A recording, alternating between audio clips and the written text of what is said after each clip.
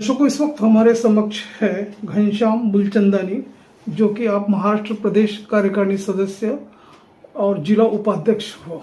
Sir हम आपसे ये जानना चाहेंगे कि अभी आगे चल के विधानसभा के चुनाव होने जा रहे हैं, तो आप ये बताइए इस चुनाव में बल्लारपुर जो मतदार संघ है वहाँ पर किस तरह की अपना एक रणनीति रहने वाली है, क्या एक माइक्रो प्लानिंग रहेगी?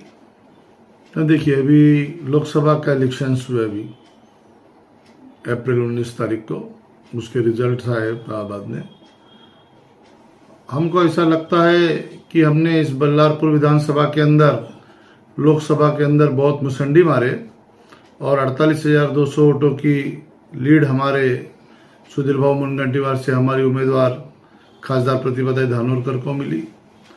उस माध्यम से अभी आने वाले दिनों में विधानसभा के भी इलेक्शंस होने जा रहे हैं। कांग्रेस ने भी यह टिकट मांगी है और हम 10-12 लोग इसमें दावेदार हैं और उस माध्यम से सारे लोगों का प्रयत्न है कि जिस हिसाब से लोकसभा में हमारे को भरपूर लीड मिली, उसी माध्यम से अभी विधानसभा में भी हमारे को उसमें लीड होनी चाहिए। और इस सरकार से, जो इस समय महायुति की सरकार है, इससे सारे लोग नाराज है। किसान नाराज है, युवा बेरोजगार लोग नाराज है, सारे लोग नाराज है। उस माध्यम से बहुत बड़ा रोष महायुति के ऊपर इस समय लोकसभा में निकला है और आने वाले विधानसभा के अंदर भी यह कायम रहेगा, ऐसा मैं मानता हूँ। लाडली बहना के माध्यम से इन्होंने अभी योजना दी है, क्योंकि हम देखते थे कि जब लोकसभा के अंदर हमारे प्रत्याशी भाई बहन के ऊपर एक लांछन या एलिगेशंस लगा रहे थे, अभी लाडली बहना के माध्यम से यह महायुति की सरकार ने उनको 1,500 रुपये देने का वादा किया है। लेकिन मेरे को लगता है कि ये सिर्फ चुनावी वादा है। इसका निरंतर अगर पैसे मिले तो उस माध्यम से कहीं तो भी हमारी महिलाओं को, हमारी बहनों को उसका फायदा मिलेगा। 2014 में नरेंद्र मोदी की लाट थी। उस समय कांग्रेस पार्टी ने मेरे को टिकट दिया था और उस समय मेरे को 60,000 के करीब वोट मिले थे और उस माध्यम से मैं बल्लारपुर विधानसभा के तरफ जब देखता हूं और मेरे राजकारण के पूरे 30-35 सालों में मैंने देखा है कि बल्लारपुर विधानसभा के अंदर कांग्रेस के 60,000 वोट ये निरंतर है। इसके पिछले इलेक्शन में 2019 में 52,000 53,000 मिले थे। हमारे विश्वास झाड़े जी हमारे उम्मीदवार थे, लेकिन उसके पहले भी मैंने 3 इलेक्शन 4 इलेक्शन कंटिन्यूस देखे तो 60,000 वोट कांग्रेस के कांस्टेंट है। और अभी हमारे को बीजेपी को 85,000 वोट सुधीर भाऊ को मिलते हैं, 80, 85, 90 के करीब। तो मेरे को ऐसा लगता है कि हमने अगर 10-15 हजार वोटों का अगर ग्रोथ किया तो मेरे को लगता है कि हम सुधीर भाऊ को आराम से फाइट दे सकते हैं। और अगर 75 से 80,000 वोट पे अगर कांग्रेस जाती है तो मेरे को ऐसा लगता है कि कांग्रेस का उम्मीदवार यहाँ से निश्चित रूप से विजयी होगा। हम लोग देखते हैं कांग्रेस के कारण जो कार्य करते हैं, कभी कभी वो डिस्टर्ब हो जाते थे। उस माध्यम से हमारे डिस्टर्ब होने के कारण हमारे वोट्स कम होते थे।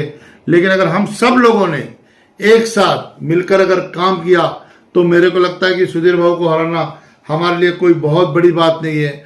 अभी हमारे विधानसभा के अंदर हमारी ताई को करीब करीब 1,21,000 वोट मिले और सुधीर भाऊ को 71,000 वोट मिले, करीब करीब 71,000 72,000 करीब, तो करीब करीब 48,000 की लीड थी।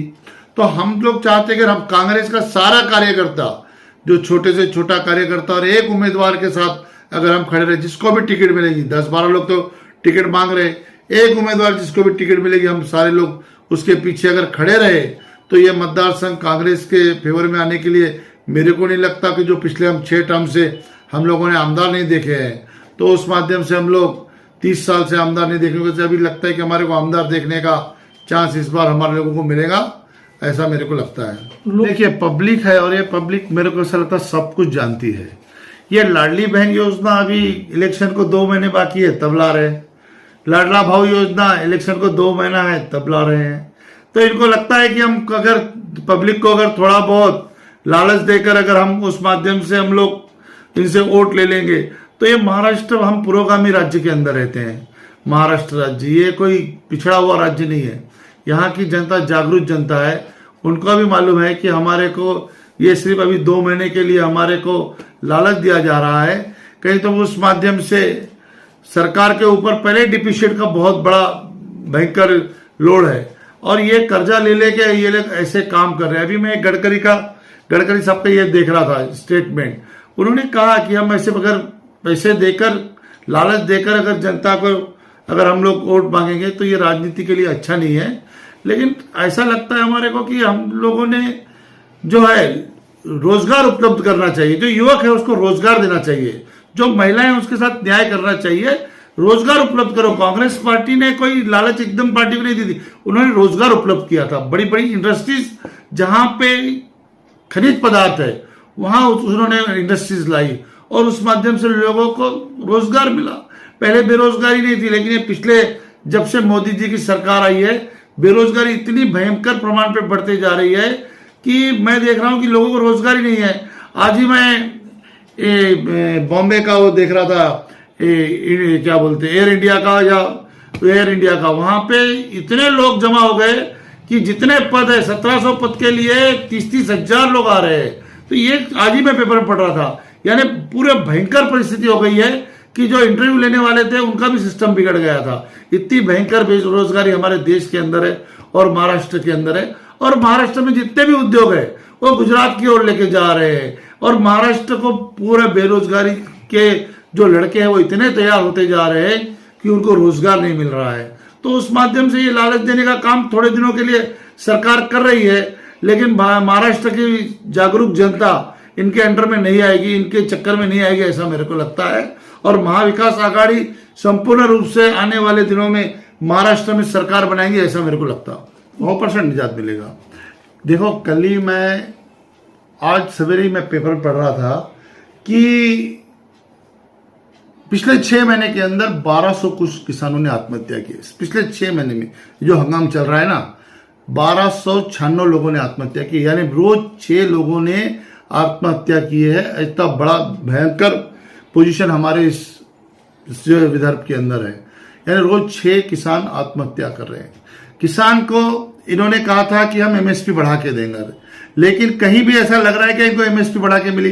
कपास का भाव जो मनमोहन सिंह के 10 साल पहले जमाने में था उससे भी कम रेट ये लोग दे रहे हैं। सोयाबीन का भाव कितना था उस समय, 6-6 हजार 8-8 हजार हमारे राज्य में था, लेकिन इनके राज्य में फिर 4000 रुपए क्विंटल हो रहा है।